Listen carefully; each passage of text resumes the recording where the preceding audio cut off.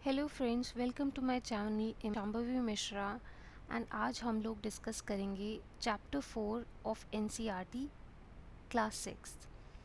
तो यहाँ पे सबसे पहले एक इंट्रो टाइप का दिया हुआ है जिसमें ऑब्जेक्ट्स अराउंड अस के बारे में थोड़ा सा लिखा हुआ है, जिसमें इन्होंने ये बोला है कि हमारे अराउंड जितने भी क्लोथ्स होते हैं या फूड होते हैं उसमें इतनी सारी वैरायटी होती है, ना कि केवल खाने और फूड में बल्कि और भी वैरायटी ऑफ ऑब्जेक्ट्स होते हैं हमारे अराउंड, जिनमें बहुत सारी वैरायटी होती है। जैसे हमारे बगल में अगर चेयर रखी है या हमारे आसपास अगर कोई बुलक कार्ट है या साइकिल है या कोई बर्तन है, कुकिंग यूटेंसिल्स हैं, किताबें हैं, कपड़े हैं, खिलौने हैं, पानी है, स्टोन्स हैं, पत्थर हैं, और भी बहुत सारे ऑब्जेक्ट्स होते हैं।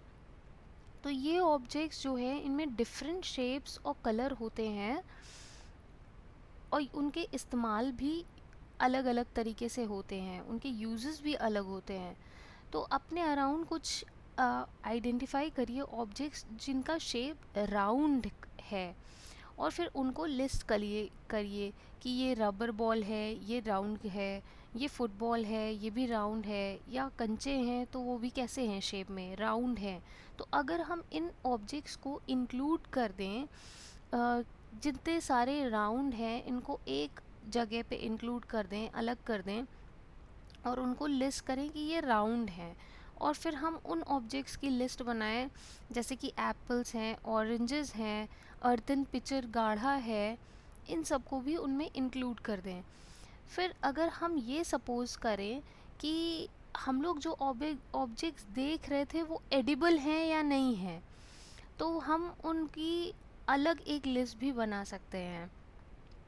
तो हम ये ढूंढ सकते हैं कि जो राउंड शेप ऑब्जेक्ट्स हैं जो हमने लिस्ट किया है भी वो उसी ग्रुप में हैं।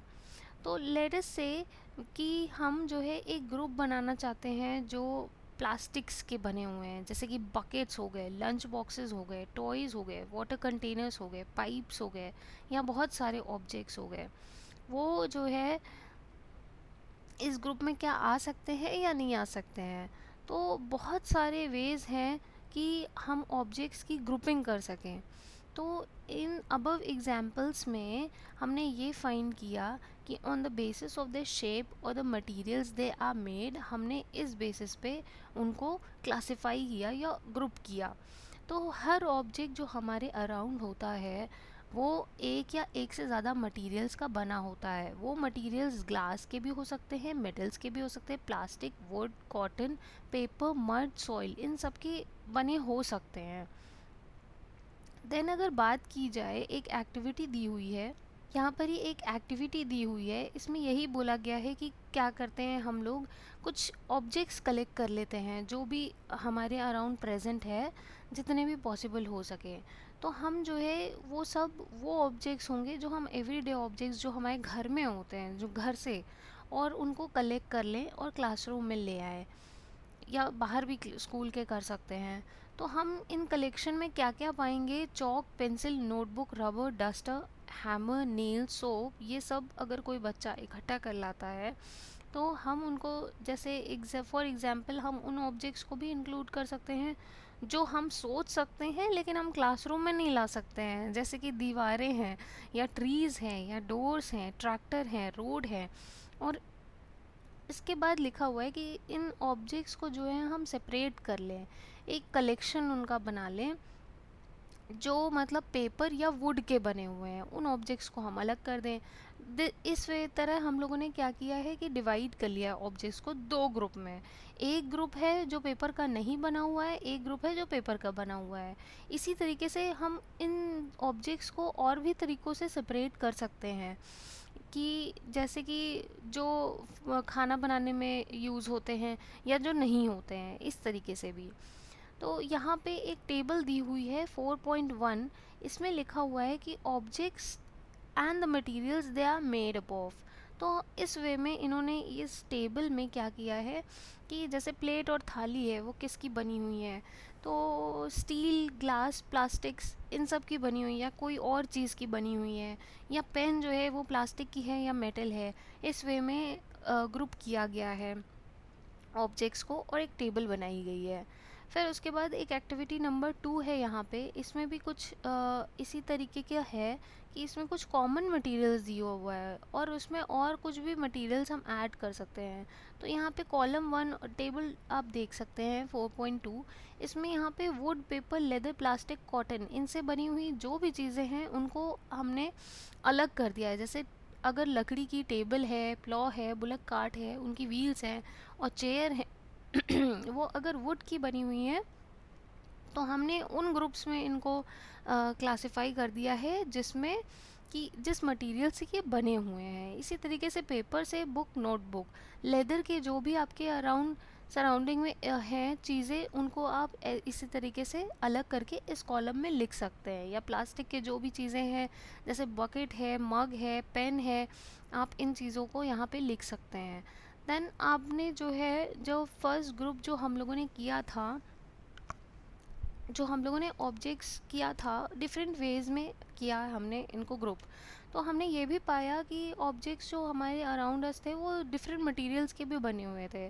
कभी कभी क्या होता है, ऑब्जेक्ट्स जो है वो सिंगल मटेरियल से भी बने होते हैं।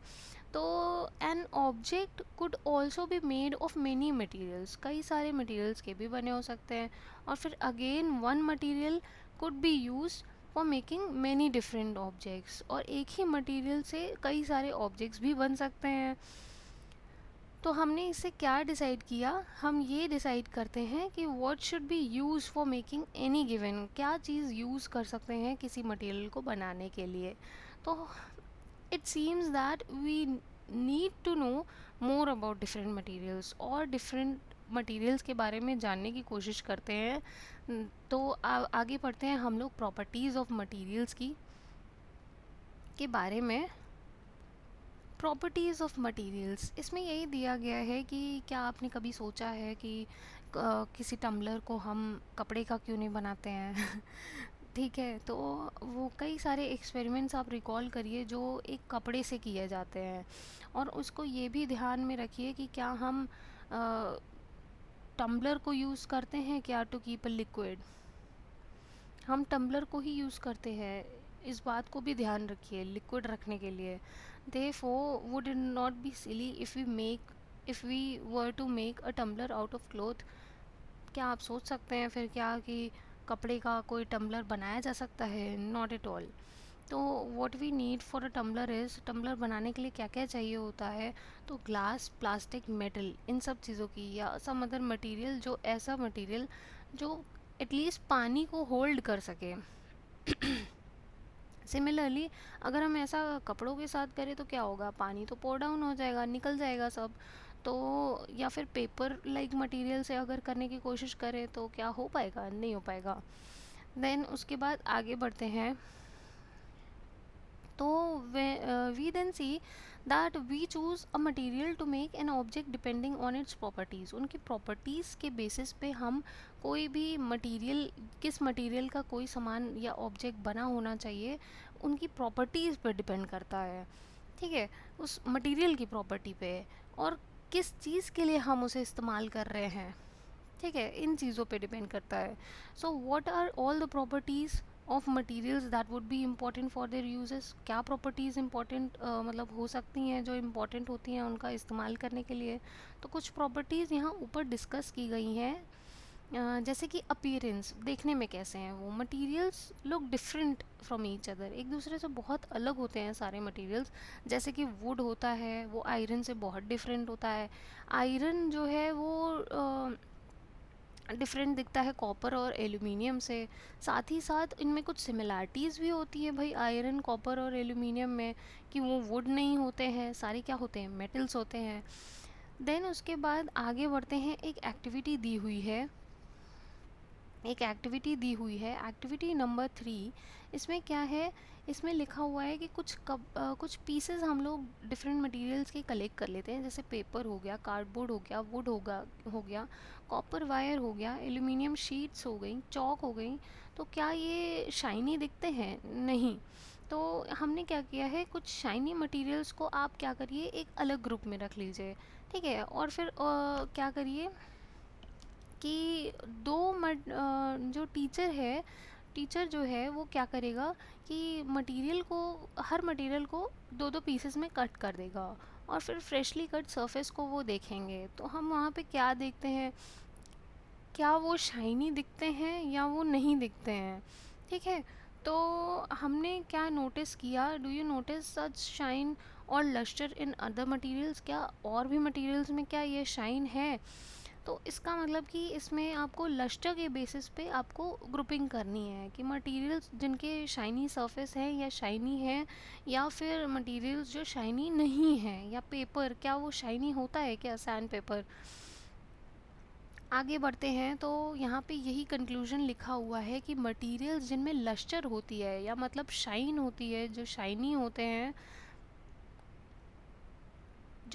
होते हैं वो क्या हैं, आयरन जैसे कॉपर, एल्यूमिनियम, गोल्ड, ये सब शाइनी होते हैं, तो इसलिए ये मेटल्स के अंदर ग्रुप्ड होते हैं। कुछ मेटल्स ऐसे होते हैं जो अपनी शाइन को लूज़ कर देते हैं और डल दिखने लगते हैं। क्यों ऐसा होता है, क्योंकि एयर और मॉइस्चर का एक्सपोजर हो जाता है उनमें। जैसे कि लोहे में क्या होता है, जंग लग जाती है, रस्ट हो जाता है, तो वो अपनी शाइन खो देते हैं। ठीक है, देन उसके बाद जो है we therefore notice the lustre only on freshly cut surface, हम केवल वो शाइन को फ्रेशली कट सरफेस पे ही देख सकते हैं। जब आप किसी आयरन स्मिथ या वर्कशॉप को विज़िट करते हैं तो वहाँ पे देखिएगा, आप वहाँ पे ये सब पाएंगे, मेटल रॉड्स होती हैं, बहुत शाइनी होती हैं, बहुत ज़्यादा। ना हार्डनेस की अगर बात की जाए, हार्डनेस क्या होता है, ये कुछ प्रॉपर्टीज़ हम लोग प्रॉपर्टीज़ डिस्कस कर रहे हैं मटेरियल्स की। तो हार्डनेस के बेसिस पे हम क्या देखते हैं, जब हम कोई मटेरियल को प्रेस करते हैं अपने हाथों से, कुछ हार्ड होते हैं जो कंप्रेस नहीं हो पाते हैं, कुछ होते हैं जो इजीली कंप्रेस हो जाते हैं। जैसे कि कोई मेटल की लीजिए भाई, चाबी लीजिए, चाबी को प्रेस करके देखिए क्या वो होती है, नहीं होती है। लेकिन कोई पीस ऑफ स्टोन लीजिए, वो भी प्रेस नहीं होगी। वुड लीजिए, वो भी नहीं होगी। एल्यूमिनियम, कैंडल, चौक, इन सब मटेरियल्स को लीजिए और उनको प्रेस करके देखिए क्या होती है, क्या नहीं होते हैं। उनको स्क्रैच करके देखिए क्या होते हैं, ईजिली स्क्रैच हो सकते हैं, नहीं हो सकते। देन उन मटेरियल्स को लीजिए जो सॉफ्ट होते हैं, उनको स्क्रैच कर सकते हैं, उनको कंप्रेस कर सकते हैं। तो वो मटेरियल्स जो सॉफ्ट होते हैं उनको सॉफ्ट बोलते हैं, जो कंप्रेस नहीं हो सकते, जो स्क्रैच्ड किए, सॉरी, जो कंप्रेस ईजिली हो सकते हैं और जो स्क्रैच्ड ईजिली हो सकते हैं। और उन सब्सटेंस को लीजिए जो हार्ड होते हैं, जो डिफ़िकल्ट होते हैं प्रेस करने में। तो सॉफ्ट सब्सटेंसेस, हार्ड सब्सटेंसेस में तो आपने देखा मेटल्स हो गए। अब उसके बाद सॉफ्ट में कॉटन, स्पंज, आपने देखा होगा, ये सब क्या होते हैं, ये सब होते हैं सॉफ्ट। ये कंप्रेस हो सकते हैं और इजीली आप इन्हें स्क्रैच भी कर सकते हैं। Now in appearance materials can have different properties, like भाई अपीयरेंस के मामले में तो आपने देखा कि डिफरेंट प्रॉपर्टीज़ हो सकती है मटेरियल्स में, जैसे कि लस्टर, जैसे कि हार्डनेस। ठीक है, नाउ अब हम लोग क्या करते हैं, और कोई प्रॉपर्टीज़ हो सकती हैं क्या किसी और बेसिस पे अपार्ट फ्रॉम अपीयरेंस। तो यहाँ पे सॉल्यूबल और इनसॉल्यूबल दिया हुआ है। यहाँ पे एक एक्टिविटी यहाँ पे एक और दी हुई है, जिसमें कि आपको कलेक्ट करना है उन सैम्पल्स को, जैसे कि sugar, salt, chalk powder, sand, sawdust, और फिर 5 ग्लासेस ले लीजिए।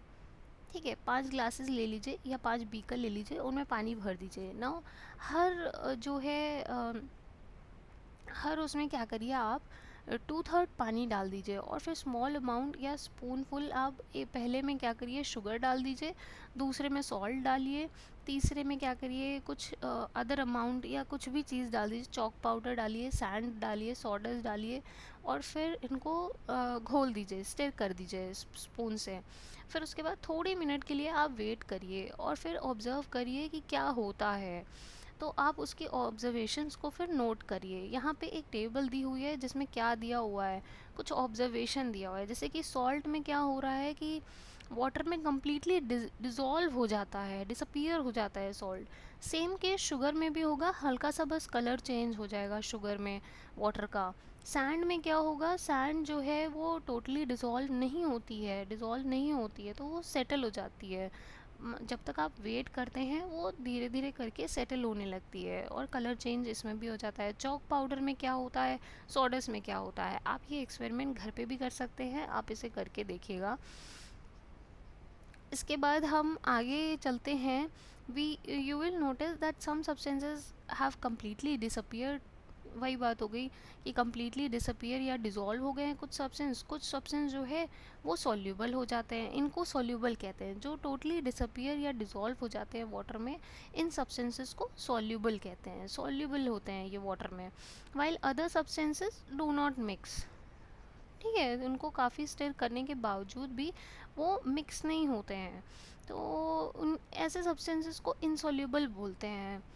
ठीक है, तो वाटर जो है वो बहुत बड़ा रोल प्ले करता है हमारी भी बॉडी में, क्योंकि वो बहुत सारे लार्ज नंबर ऑफ सब्सटेंसेस को अपने डिज़ोल्व कर लेता है, डिज़ोल्व करने में हेल्प करता है।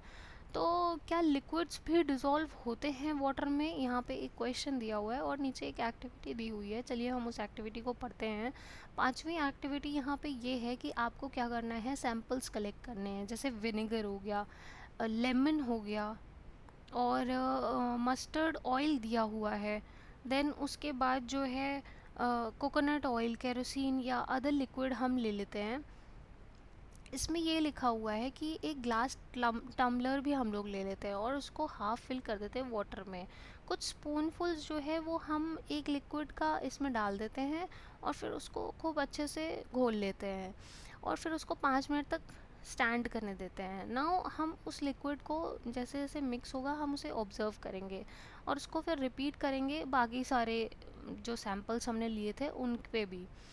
अब जो है हम उसके ऑब्जर्वेशंस लिखेंगे। भाई जो विनेगर होता है वो बहुत इजीली मिक्स हो जाता है, लेमन जूस भी इजीली मिक्स हो जाएगा, बट जो ये जो ऑयल्स हैं, मस्टर्ड ऑयल के कोकोनट ऑयल, ये सब जो है मिक्स नहीं होते हैं। तो यहाँ पे वही बात की गई है कि क्या लिक्विड भी मिक्स हो जाते हैं, क्या ये सब तो लिक्विड ही है। देन हमने ये नोटिस किया कि कुछ ऐसे थे जो मिक्स हो जा रहे थे, कुछ ऐसे थे जो नहीं मिक्स हो रहे थे, जो एक लेयर की तरह सेपरेट हो जा रहे थे। फिर जैसे ही हम उन्हें थोड़ी देर के लिए जब हमने उन्हें रखा हुआ था, कुछ गैसेस होती हैं जो सोल्यूबल होती हैं वाटर में और बाकी कुछ गैसेस होती हैं जो नहीं भी सोल्यूबल होती हैं वाटर में। तो वाटर में यूजुअली स्मॉल क्वांटिटीज़ तो ऑलरेडी सम गैसेस होती हैं जो डिज़ोल्व होती हैं। कौन कौन सी होती हैं भाई, H2O क्या होता है, इसमें हाइड्रोजन ऑक्सीजन डिज़ोल्व फॉर्म में होता है वाटर में। देन अगर आगे चलते हैं तो for example oxygen is dissolve, very important for survival of animals and plants to live in water. वही बात लिखी हुई है जो मैंने अभी बोली। अब हम बात करते हैं ऑब्जेक्ट्स जो है वो फ्लोट या सिंक भी कर सकते हैं वाटर में। जब हम एक्टिविटी 4 कर रहे थे तो हमने ये नोटिस किया था कुछ इनसोल्यूबल सॉलिड्स थे जो अलग हो गए थे पानी से, और कुछ जो है और आपने ये भी नोटिस किया होगा कि कुछ मटेरियल्स जो है वो मिक्स नहीं होते हैं, तो वो क्या होते थे, वो फ्लोट हो जाते थे सरफेस ऑफ वाटर पे। फ्लोट मतलब कि ये देखिए, ये डायग्राम में इस तरीके से ऊपर आ जाना, ये फ्लोट हो जा रहे हैं, ठीक है। तो सतह पे, पानी की सतह पे आकर ये ऊपर आ जाते हैं। देन उसके बाद जो है अदर्स जो है बाकी जो जो हैवी होते हैं वो क्या होते हैं, वो सेटल हो जाते हैं, ठीक है। तो यही डिस्कस हुआ है इसमें कि अदर्स में संक या फिर सेटल हो जाते हैं, ठीक है। तो जैसे कि कुछ एग्जाम्पल इसमें तो दिए हुए हैं। हाँ, जैसे कि ड्राइड लीव्स अगर किसी सरफेस ऑफ पॉन्ड पे या नदी में या नहर में या किसी तालाब में गिर जाती है तो वो फ्लोट कर लेती है, या अगर हम पत्थर कोई फेंक दें उसमें तो वो नीचे चला जाता है, वो हमें दिखाई नहीं देता है, फिर वो कुछ घंटे बाद नीचे चला जाता है। अब ये देखिए इस डायग्राम में यहाँ पे क्या किया गया है, एक सिलेंडर ये बीकर लिया हुआ है, उसमें कई सारे मटेरियल्स हमने लिए हुए हैं और इसमें टिप कर दिए हैं। अब इसमें कुछ मटेरियल्स हैं जो फ्लोट कर रहे हैं, जैसे ये वुड है, लीफ है, ठीक है, ये सब क्या कर रहे हैं, ये सब फ्लोट कर रहे हैं। और ये बाकी सारे जो मेटल्स थे जैसे कॉइन्स हो गए, कीज़ हो गई, ये क्या कर रहे हैं, ये सिंक कर गए हैं। तो इसका मतलब क्या हुआ, क्या इन्फ्रेंस हमको मिला कि कुछ मटेरियल्स ऐसे होते हैं जो हैवी होते हैं तो वो सिंक कर जाते हैं, और जो लाइट वेट होते हैं वो फ्लोट कर जाते हैं। अब बात करते हैं नेक्स्ट जो प्रॉपर्टी है वो है ट्रांसपेरेंसी। तो ट्रांसपेरेंसी में इसमें क्या है कि आपने कोई गेम खेला होगा हाइड एंड सीक। तो हम कुछ प्लेसेस जो है हमें मिलती है जहाँ हमें कोई नहीं देख सकता, ठीक है। कुछ प्लेसेस होती हैं जैसे अगर हम किसी ग्लास विंडो के पीछे छुपने की कोशिश करें तो क्या हमें तो कोई भी इजीली देख सकता है और ढूंढ सकता है। तो क्या ऐसी जगह हम लोग ढूंढते हैं जहाँ पे हमें कोई ना देख सके। तो जहाँ पे जैसे ये ग्लास मटेरियल हो गया, ग्लास हो गया, वाटर हो गया, एयर हो गया, जहाँ हम दिखाई देते हैं लोगों को, तो ऐसी जगहों को, ऐसी मतलब मटेरियल को जहाँ से हम आर पार दिखाई दे सकते हैं या किसी भी चीज़ को देख सकते हैं, उसको ट्रांसपेरेंट बोलते हैं। कुछ प्लास्टिक्स भी होते हैं जो एग्जाम्पल होते हैं ट्रांसपेरेंट मटेरियल के। आप लोग सोच रहे होंगे कि प्लास्टिक कहाँ ट्रांसपेरेंट होता है, कुछ प्लास्टिक्स होती हैं जो ट्रांसपेरेंट होती हैं। तो शॉपकीपर्स जो है वो क्या करते हैं, जो बिस्किट्स या मिठाइयाँ होती हैं या टॉफ़ीज़ होती हैं, आपने देखा होगा प्लास्टिक कंटेनर्स में होती हैं जो ट्रांसपेरेंट होती हैं, या ग्लास जार्स में जो ट्रांसपेरेंट होते हैं, ताकि बायर्स जो है वो इजीली उनको देख सके और उन्हें ख़रीद सके अपनी मनपसंदा चीज़। अब जो है ऑन द अदर हैंड कुछ मटेरियल होते हैं जो हम नहीं देख सकते हैं, ऐसे मटेरियल को ओपेक बोलते हैं। तो ओपेक जैसे कि भाई कोई क्लोज वुडन बॉक्स है, लकड़ी का कोई बॉक्स है, उसमें आप चीज़ें नहीं देख सकते आर पार कि उसमें क्या रखा हुआ है, आपको उसे खोलना ही पड़ता है देखने के लिए अंदर क्या रखा है। या कार्डबोर्ड है या कोई मेटल कंटेनर है, जैसे वुड हो गया, कार्डबोर्ड हो गया, मेटल्स हो गया, ये सब ओपेक मटेरियल्स हैं। तो हमने ट्रांसपेरेंसी के बेसिस पे भी देखा कि कैसे हम ऑब्जेक्ट्स को ग्रुपिंग कर सकते हैं। अब बढ़ते हैं एक्टिविटी नंबर 6 की तरफ। तो इस एक्टिविटी में ये दिया है कि हम कोई एक शीट ऑफ पेपर ले लेते हैं और उसको जो है उसको जो है एक लाइट बल्ब के पास रख देते हैं, उसके थ्रू देखना है आर पार, ठीक है। आपको नोट करना है ऑब्जर्वेशन। 2-3 ड्रॉप कुछ सॉइल का कुछ ऑयल का ड्रॉप आपको उसमें डालना है और फिर उसको स्प्रेड कर देना है पूरे शीट ऑफ पेपर पे। फिर उसके बाद दोबारा देखना है towards the light bulb through that portion of that paper. अब उतने पोर्शन में जितने में आपने ऑयल को स्प्रेड किया हुआ है, उतने पोर्शन से आपको क्या करना है, देखना है उसके आर पार, ठीक है।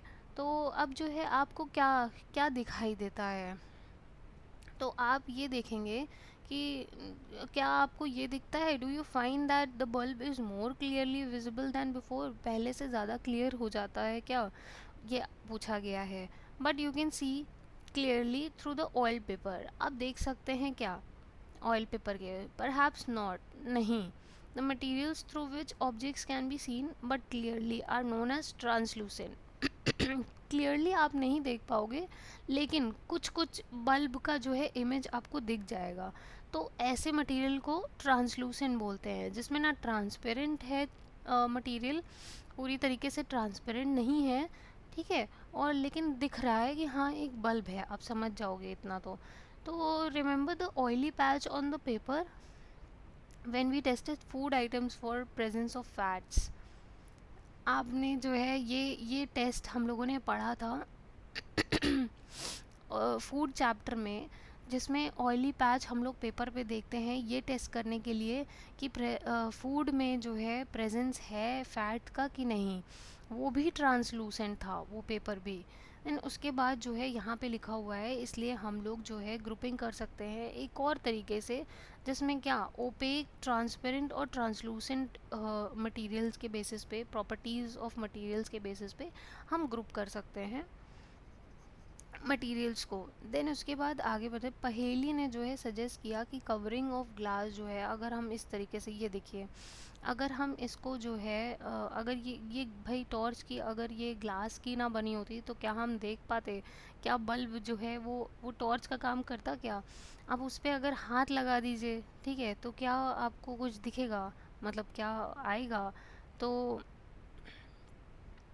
यहाँ पे यही है कि जो हमारा पाम है हैंड का, वो ओपेक है, ट्रांसलूसेंट।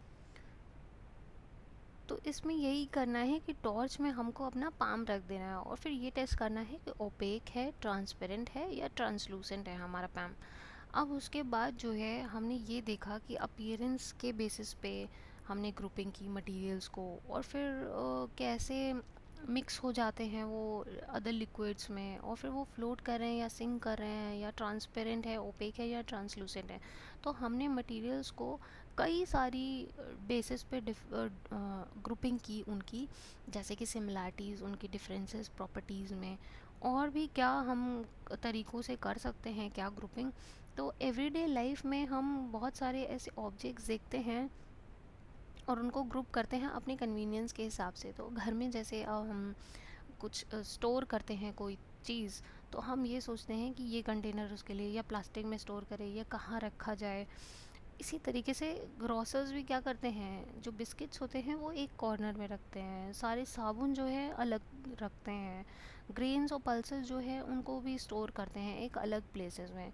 तो इस यही रीज़न है कि हम लोग जो है ग्रुपिंग कर लेते हैं, ग्रुपिंग को यूज़फुल पाते हैं, ग्रुपिंग करना चाहिए इसीलिए। और इसीलिए आज हम इस चैप्टर को पढ़ रहे हैं कि कैसे ग्रुपिंग जो है की जाती है और क्यों इम्पोर्टेंट है ये हमारी डेली लाइफ में।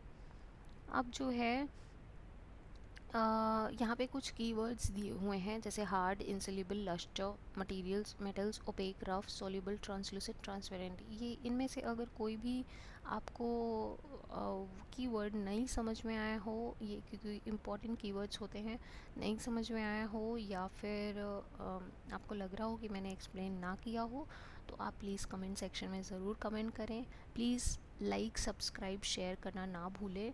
नेक्स्ट हम लोग चैप्टर 5 जो है वो कंटिन्यू करेंगे नेक्स्ट लेक्चर में। Thank you so much.